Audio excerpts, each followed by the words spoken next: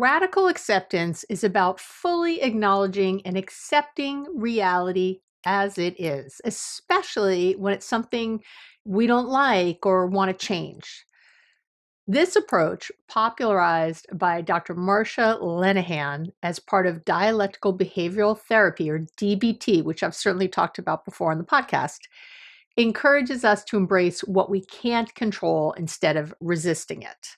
But radical acceptance isn't easy. The idea challenges our instincts and often triggers feelings of discomfort and frustration, especially if we're used to holding tightly to, that illusion of being in control. Or if you have trouble getting past that something isn't right or fair in your mind. So today we'll explore the origins of radical acceptance, why it is so darn challenging, and how you can incorporate this really life-changing approach into your life. And of course, my top 5 tips for creating a life of resilience, peace, and way healthier relationships. So stay tuned. Welcome back to the podcast. You know me, Dr. Abby Medcalf, and we are here with another, I think, awesome topic today. Especially this will get released here in the United States or right, kind of before Thanksgiving, which is a time, around having an attitude of gratitude and all that kind of stuff. But I just put out an episode on how to deal with the holidays in your family. So if you haven't listened to that, go back.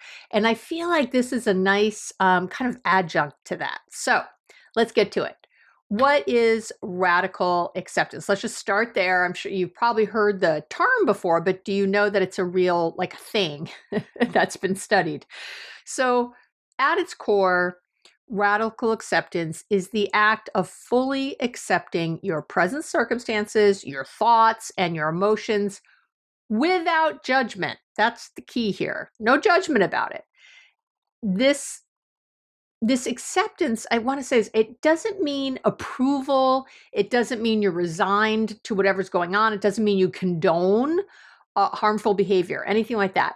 Instead, it's a deliberate choice to acknowledge reality as it is. And this frees up so much of your emotional and mental energy, that bandwidth that otherwise you're using to resist these things that are totally out of your control. You cannot control what other people do. I know I've been trying for 50 plus years. Please, if someone could do it by now, it would be me. I don't mean to brag, but I'm fabulous at controlling others or trying to. And if I could have figured out a way, I mean, come on, I have this podcast. That's all I'm trying to do is control you, right? I'm trying to get you to believe the things I'm saying to you so you can have a happier life. Now, granted, I think I have wonderful motivations to control, but come on. Nonetheless, that's what I'm trying to do over here. So again, I'm the queen of it. If somebody could have figured it out, it would be me. So no, you can't control other people. And this is where radical acceptance really comes in. There's a lot of research on it, which is great. And again, you know me, I'll always link to all this and all the places where you're seeing this or downloading it. Studies show that acceptance practices, of any kind really, but radical acceptance it really improves your mental health. It lowers stress levels. It builds resilience in dealing with the challenges that come your way. I mean, it's a win-win-win. So why is it so hard, Abby? Why is radical acceptance so hard to do? And it's really because, our brains are wired for survival. I talk about how we're wired a lot on this podcast. And that means your brain naturally resists threats or uncomfortable truths. This is why we have confirmation bias and all kinds of other things, okay? Radical acceptance often requires you to release that instinctive need you have for control. And research shows that when people struggle with control, they're absolutely more prone to anxiety and stress, by the way, which again is another reason you want to be doing this. So many of us hold this sort of internal narrative, like internal dialogue, that resisting a situation somehow keeps us safe. I know it's crazy because I know better. All those things when you put something off, you procrastinate. And then when you finally do it, you're like, oh my gosh, why didn't I do this before? It wasn't that hard or it wasn't that horrible or whatever. But you have these sort of natural instincts to resist.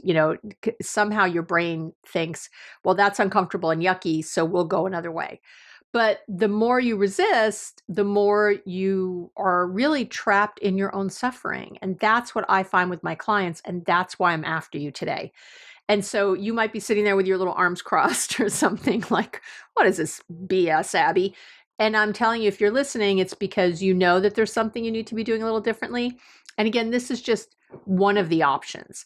I'll link to it. I did a previous episode called The 4 Ways to Solve Any Problem, where I talk about DBT and what DBT mentions. And those are the 4 ways to solve a problem are, to tackle it head on, to solve it, to go after it, to change your perceptions about it, or radical acceptance is one of them. So here you go with more information about that. And the fourth thing you can do is stay miserable, which so many people choose. And I don't know why, because really it's one of the other ones. Because I know you want a fifth option where the other person changes and does what you want, but that so often doesn't happen, right?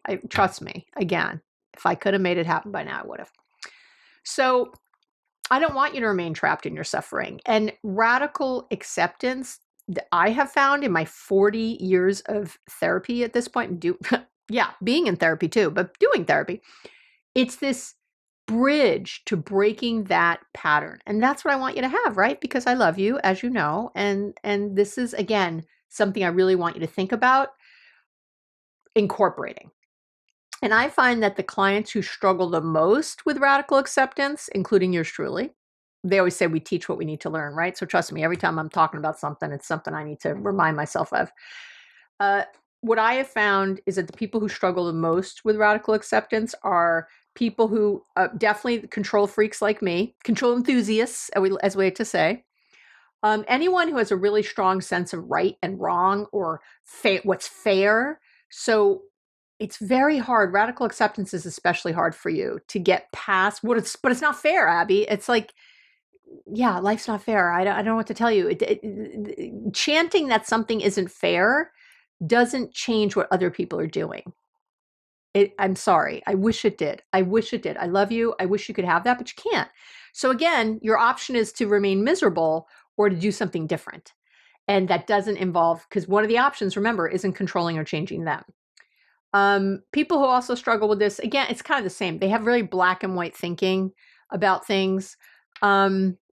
Another group who really struggles with radical acceptance definitely is anyone who has a history of trauma and you are looking to either radically accept what happened to you, if you're still resisting what happened or maybe what's happening.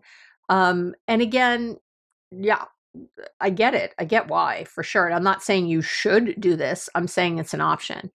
And of course, anyone is prone to rumination. And many of you, if you have one of those, have more than one, right? And so again, I want to remind you, radical acceptance isn't for everyone all the time, right? I want you to see it. It's about finding where it works for you and taking some small steps forward. I want it to be a tool in your toolbox. I'm not saying that you have to do this as a blanket over your whole world. Okay.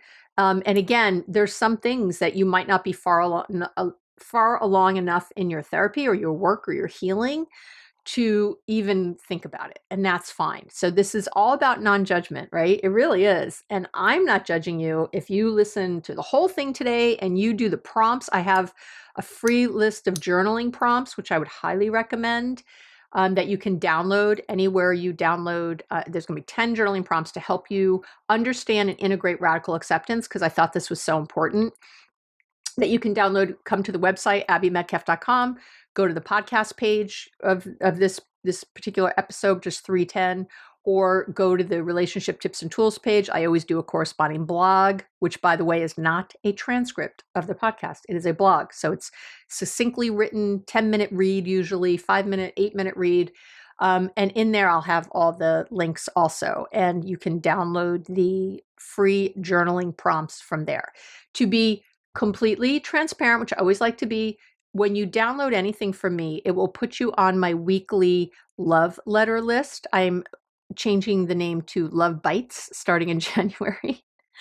And that is a weekly love letter that I send out right now. And I don't sell anything. It's not weird. You don't get 50 emails. It's literally just to help you think about things differently. It's an inspiring story. It's another take on things. People really love this love letter a lot. I'm actually thinking of making a book out of the love letters because they're really beloved. I don't know what else to say.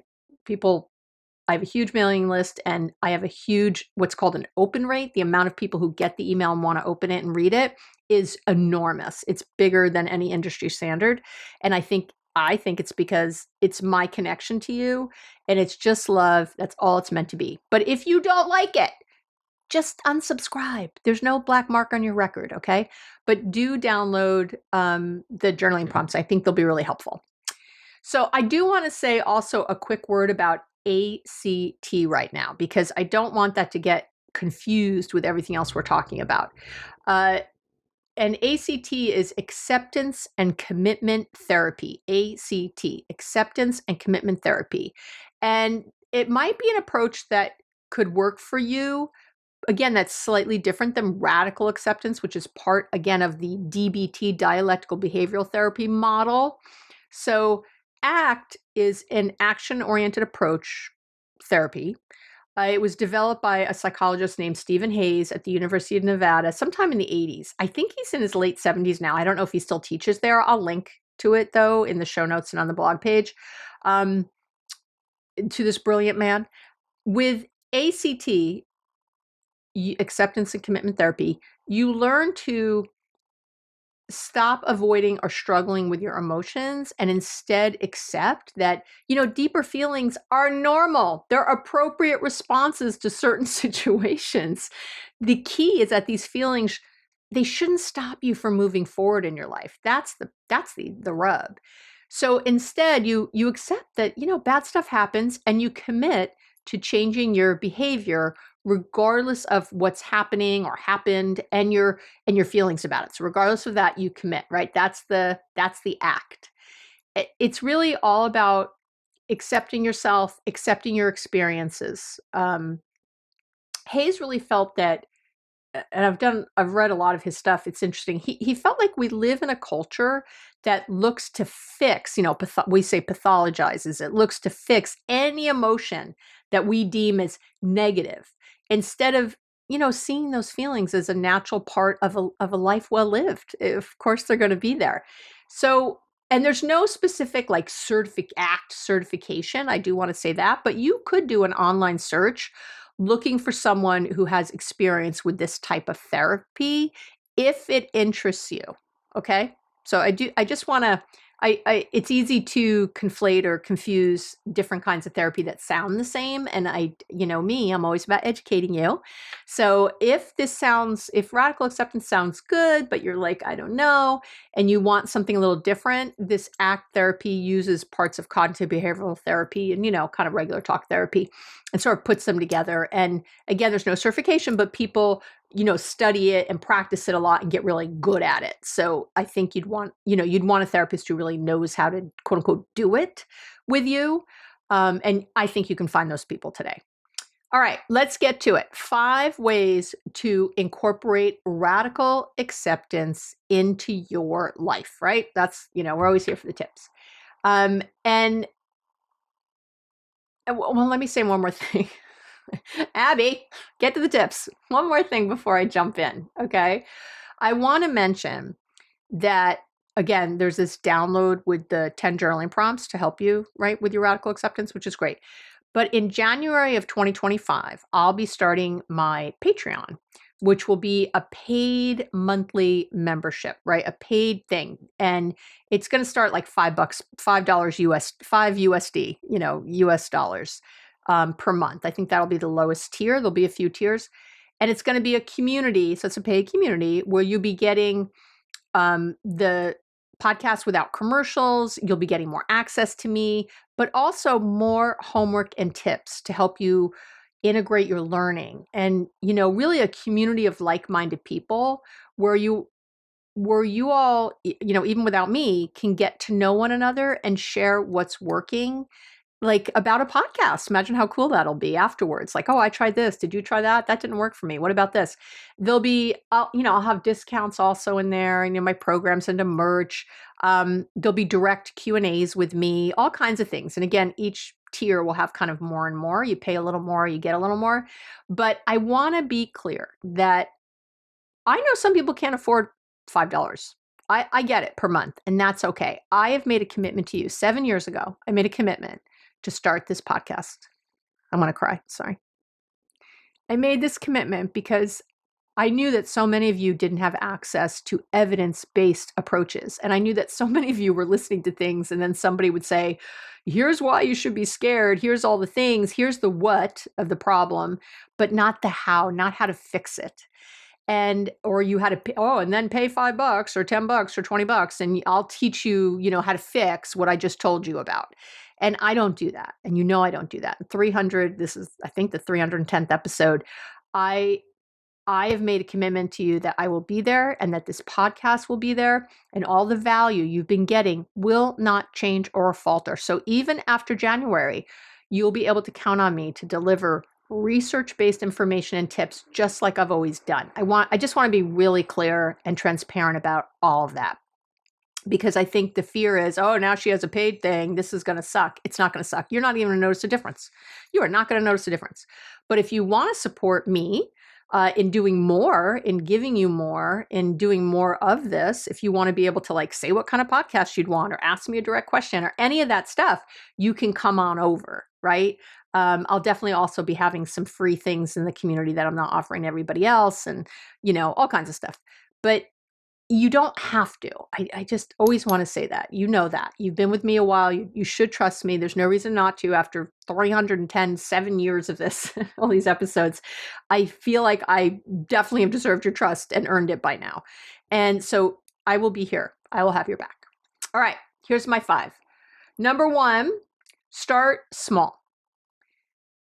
I want you to begin with, minor frustrations. Accept that traffic is slow, or that someone's running late. Practice taking a deep breath and choosing not to ruminate about it. Consciously choose not to dwell on this situation or on the person. One of the tricks I give to my clients is imagine yourself putting the situation or the feelings of frustration or resentment into a box. Make a really pretty box for yourself. Close your eyes for a minute. Oh, I'm taking all this resentment and everything. I'm putting it in this beautiful box instead of holding on to it. I'm putting it outside of myself. I'm putting it somewhere else. And I'll put it on the shelf. I can open it if I want to. Again, I'm in control, but I can put a really beautiful bow on it and know it's there. I'm not denying it. I'm just not going to ruminate and lose control over it. That's what I'm not going to do. And that's what's happening. You're gaining a sense of control over your response, even when the situation or the person is out of your control. And you know what I'm going to say here? Come on. Do I ever have any episode where I don't talk about mindfulness? You're not going to notice, you're not going to be able to start small if you're not mindful, if you're not in your moments. Again, mindfulness and self-awareness are different things. I want to be really clear. Mindfulness and meditation are different things. Mindfulness is just awareness in a moment, non-judgmentally. So you're in your moments noticing, oh my God, I'm thinking about this thing. Oh my God, my partner just said that thing and it's freaking me out, or I'm getting upset, or I'm really annoyed. That's all it is, so that you can change it. And I have a free mindfulness starter kit. You can download it anywhere that you're listening, and or on the website or on the shop page of the website, even though it's free. It is free. All right, number 2, so start small. Then 2 is acknowledge what's out of your control. And by the way, you can do one of these, all 5 of these. You don't have to do them in any particular order, whatever feels good to you. Anytime you feel frustrated, stop and ask yourself, is this within my control? Or is this something I can change? So the goal is really just to observe and not react. To act, not react, right? To observe, just to look, actually not even to act, to do nothing and not react to it. These questions, is this in my control? It serves as like a grounding moment to help you step back and observe without an immediate reaction. So, for instance, if someone doesn't respond to a text as quickly as you'd like, remind yourself that their actions are beyond your control, right? Use this opportunity to maybe explore some cognitive reframing. So, for example, instead of assuming they're ignoring you by not answering, you can consider that they might be busy or that they forgot, right? So what else could be true? I did an entire episode on cognitive reframing, getting deep on that. I will link to it again below the video if you're on YouTube. Like and subscribe, please, if you are. Leave a comment. I answer all the comments. I love them, unless they're mean. Don't leave a mean one. I don't know why you would bother. But, if you want to say something nice, I'd love to hear it. Or if you have a suggestion for a future episode. Okay. But, any of those places you can download. Okay. 3 is feel your feelings fully. Radical acceptance isn't about pushing feelings aside. I can't hammer this home enough, because when I talk about it with my clients, they keep thinking that's what it means somehow. No. Instead, it's about feeling them fully. So you're not ignoring or suppressing difficult emotions. Instead, take time to fully experience your emotions as they come up. I think and I use this tool a lot, is to set a timer for 5 minutes. And then I just allow myself to feel my feelings. I allow myself to be upset. I allow myself to be frustrated, all the things. Feel your frustration, sadness, or anger, but without judgment. So as soon as that brain comes in going like, oh, you shouldn't be upset about this, or they're a jerk, they're an a-hole, don't judge them, don't judge you. Just allow the feelings. And here's what's really important. I want you to sink into what lies beneath your initial reactions. What do I say a lot? You are entitled to your feelings. You're not entitled to your reactions. Meaning with other people. You're entitled to your reactions on your own, as long as you don't talk to anybody else or you hurt anybody else, right? But this idea that, your true feelings are below those initial ones. So often feelings like sadness, abandonment, rejection, that's what's under those surface frustrations, anger, and resentment. Okay? So if you feel angry with your partner, I want you to ask yourself, okay, what's beneath this anger? What is that line I always say from Celeste Ng, the author? She says, anger is the bodyguard of fear. And I know, that's the one I wish I'd written, but I did not, so I give her credit. Are you hurt? Do you feel unseen? Do you feel misunderstood? Feeling these deeper emotions without judgment can help you process them for sure and really bring you closer to acceptance. So really, really important. Number 4 is one of my favorites, and a quickie, is to challenge the shoulds and the what-ifs.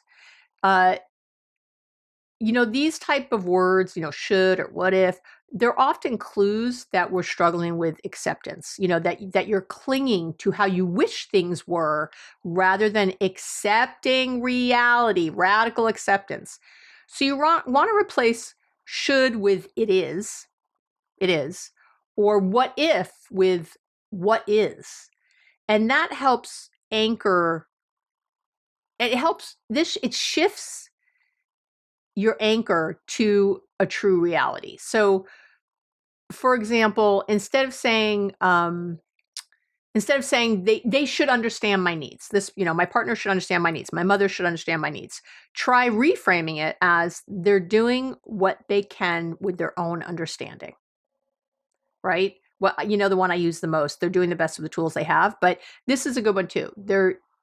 My mom is doing what she can with her own understanding, which is very different than my own, but it is.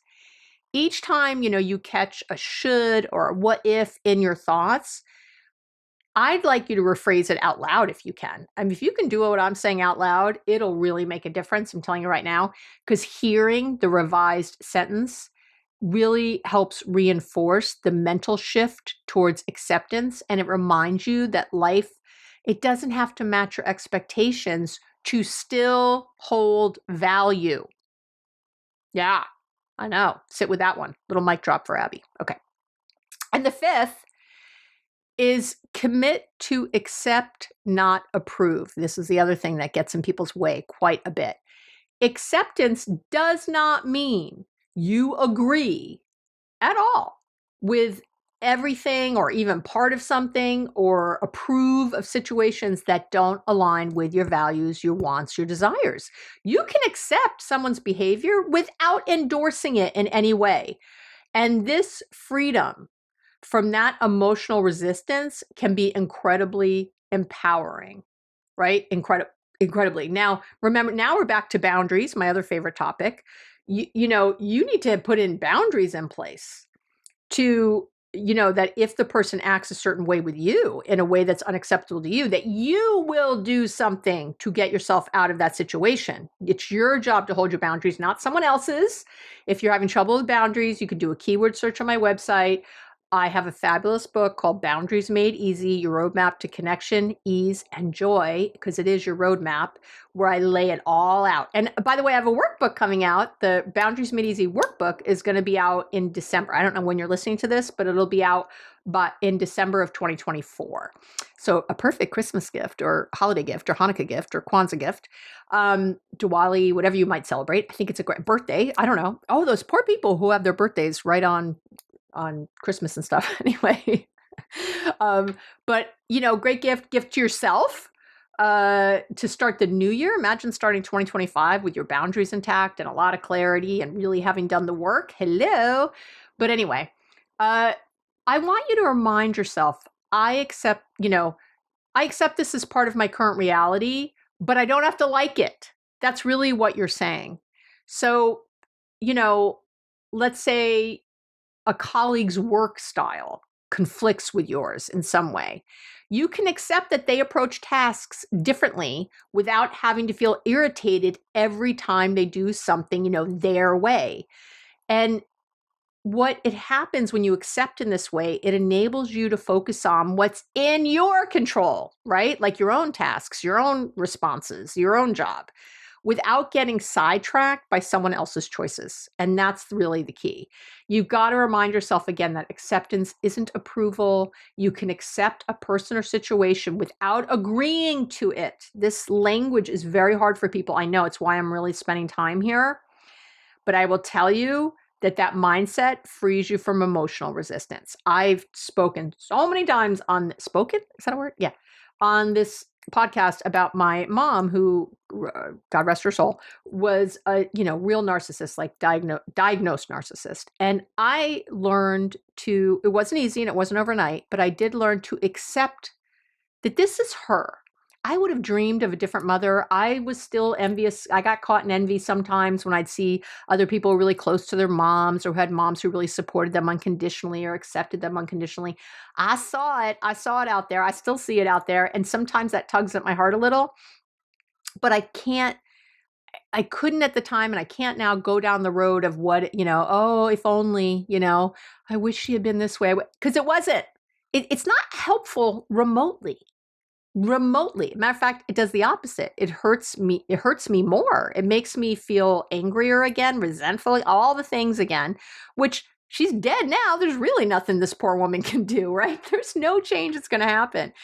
And it just, the freedom, when I really started accepting, this is the mother I have. What would I like to do with it? I'm not going to change her. I changed my boundaries. I've talked about this a lot, so I'm not going to repeat it here, but I changed my boundaries around her. I changed what I spoke to around her. I changed how I reacted when she would say things that were inappropriate to me. I did all that. And you know what? Turned out real good for us. I never ended up with a mother of my dreams, but I ended up with something where I found real love for her and love for myself in it, forgiveness for her and forgiveness for myself and all the years I didn't protect myself. I mean, it really does set you free. And I know it sounds so corny, but there's no other way to say it. This mindset, it really does free you up. Okay, your life becomes so much more open. And I guess I want to end with that. Radical acceptance isn't about giving up. It's about freeing up your your mental and your emotional resources for what truly matters. And when you're raging against the machine and you're just knocking your head against a wall, it's really insanity when you think about it, right? So, and as you begin to incorporate radical acceptance into your life, you're gonna find that situations that used to upset you lose their power.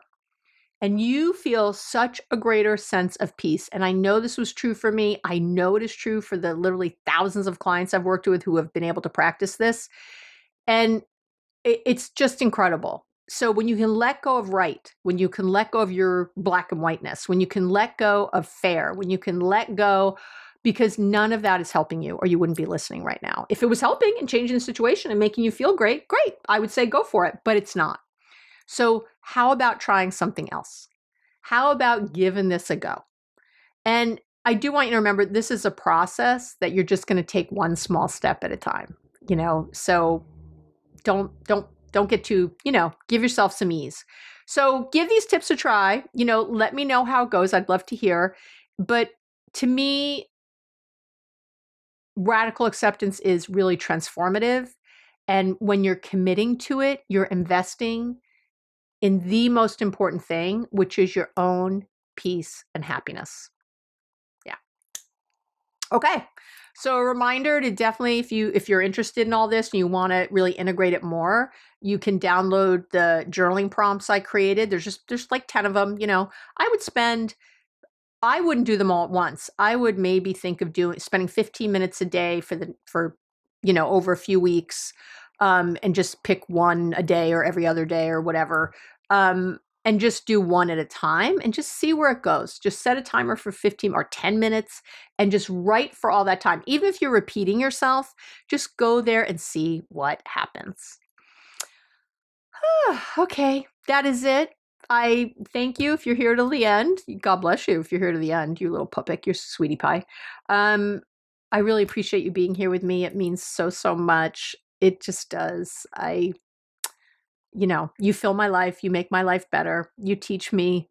Um, I have so much appreciation and gratitude for all I've gained. I've gained so much from the podcast, much more than you, I think, ever get. I think in some ways it's a selfish thing. Yeah, I really appreciate our connection. I love when you write to me. If no one tells you this week, you are loved. There is great love here for you. I love you. I'm really happy you're here. I'll talk to you soon.